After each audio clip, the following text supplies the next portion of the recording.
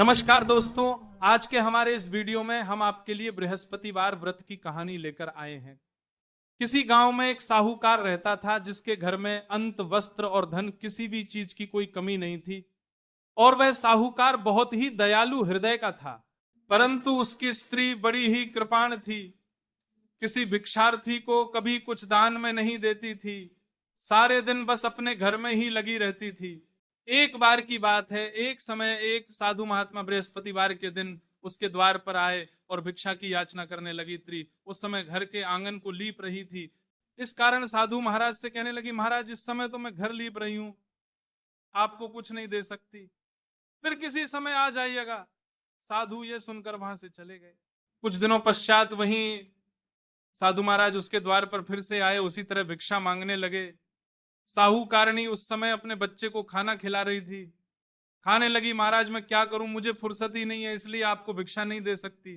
अब साधु महाराज फिर से उसके द्वार से खाली हाथ ही लौट गए।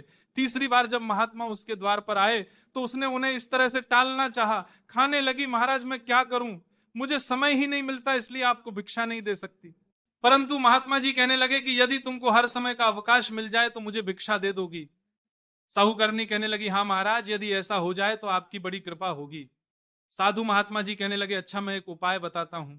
तुम बृहस्पतिवार को दिन चढ़ने पर उठो और सारे घर में झाड़ू लगाकर कूड़ा एक कोने में जमा करके रख दो।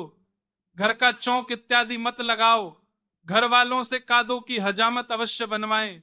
रसोई बनाकर चूल्हे के पीछे खाना रख दो, सामने नहीं। फिर स्नान आदि करके साई कल को अंधेरा होने के बाद दीपक जलाओ तथा बृहस्पतिवार को पीले वस्त्र मत धारण करो ना, पीले रंग की चीज का भोजन ग्रहण करो। यदि ऐसा करोगी तो तुमको घर का कोई कम नहीं है, तुम्हें अवकाश ही अवकाश हो जाएगा। साहूकार ने ऐसा ही किया। वही हर बृहस्पतिवार को ऐसा ही करने लगी। कुछ समय बाद उसके घर में खाने को एक दाना भी ना रहा।